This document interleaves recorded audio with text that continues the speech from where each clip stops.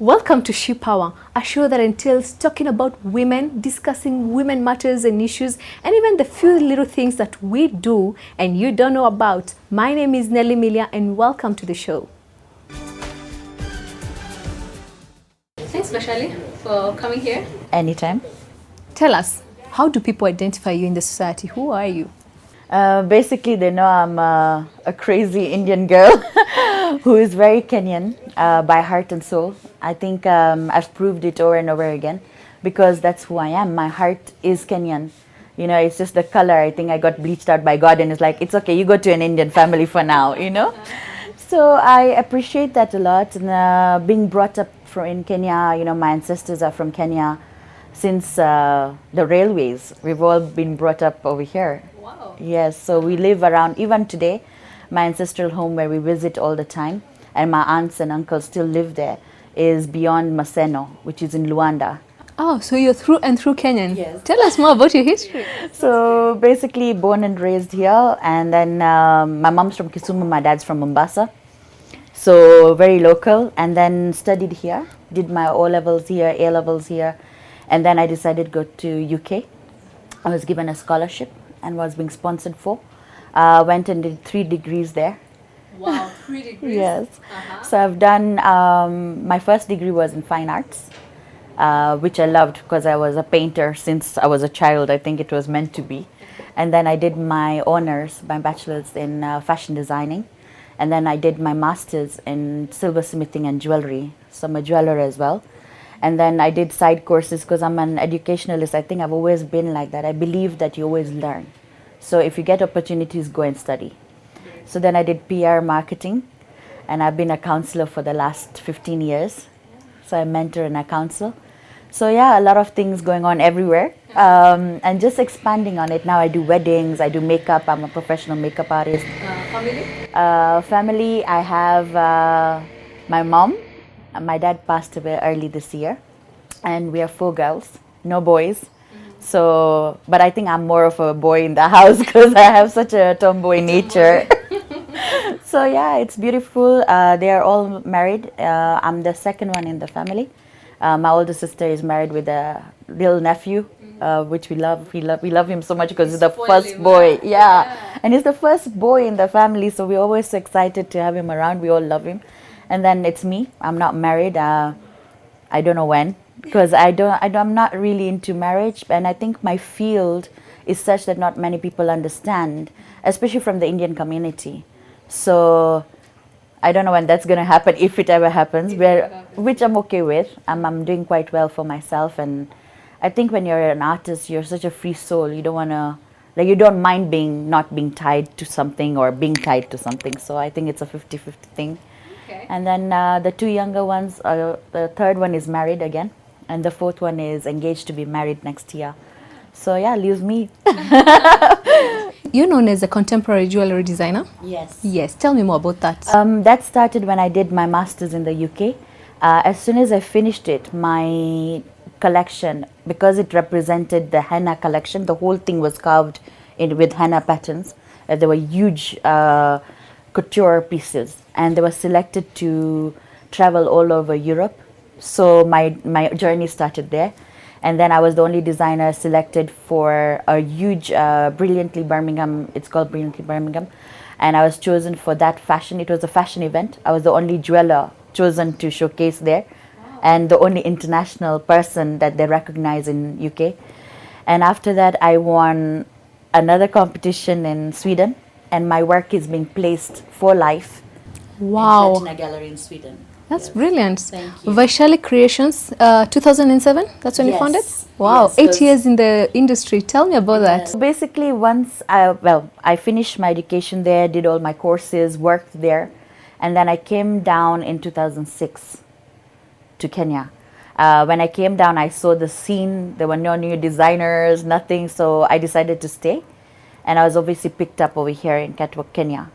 But as I was being picked up over here, I was winning awards as Designer of the Year. In the UK, I won one in 2007, 2009. And basically my jewelry, I'm known for my jewelry in the UK for couture. But I've not produced anything new at the moment because, one, I'm here. and there are not many workshops where I can go and work on with gold or silver or like big pieces.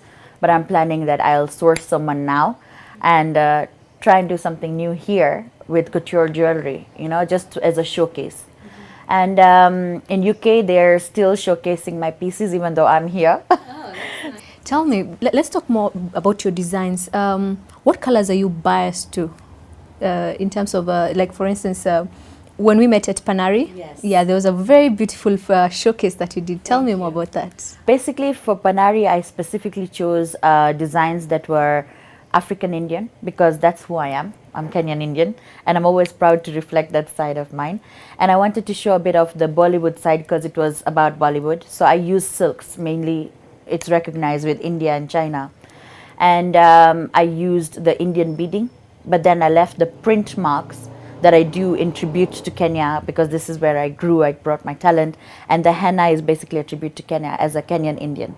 So because no one knows this, but when the henna plant was found in the port of Mombasa, and that's when the British and the Indians took it to and got the designs done.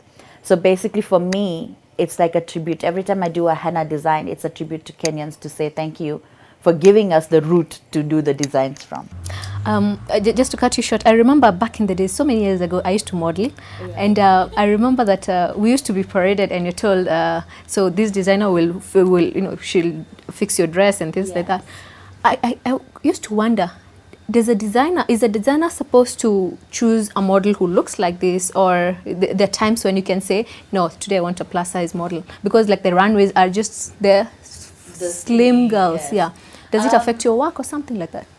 Basically, internationally, when I work, because I travel internationally to promote Kenya on many platforms, why they choose skinny girls, or shall I say a size 8, which is usually the size 6, 8 and 10. 8 and 10 are most liked. It's because a designer cannot make special outfits for each model. So that's why they put one particular size or a range between a slight difference between 8 and 10. It's like what, 2 inches, 1 inch. So it's not much. And they like flattish figures because the dress just flows. And so it promotes the cut better.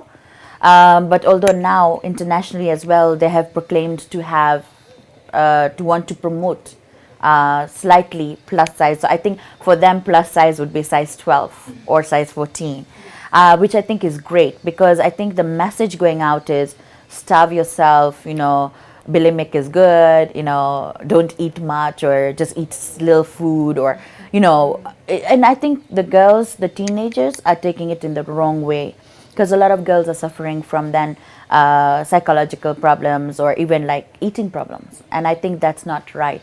And I always say Kenya is not a size 8 or 10 country. Oh, no. You know, women here are beautiful. And we have been recognized. African women are known all over the world to be the most beautiful women.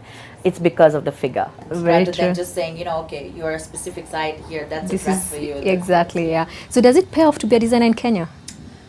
I think that's the most difficult part.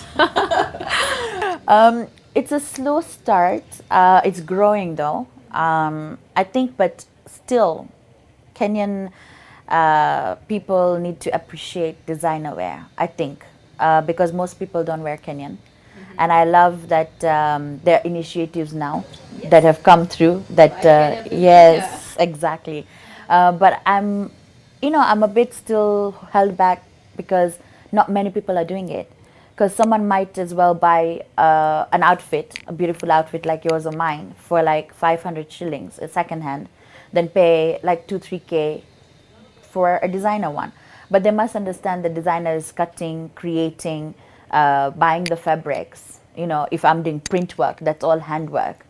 Then you should even appreciate that you're buying for a one-off designer wear. Let's take a break, and once you're back, we'll talk about the African Fashion Week in London, where she participated.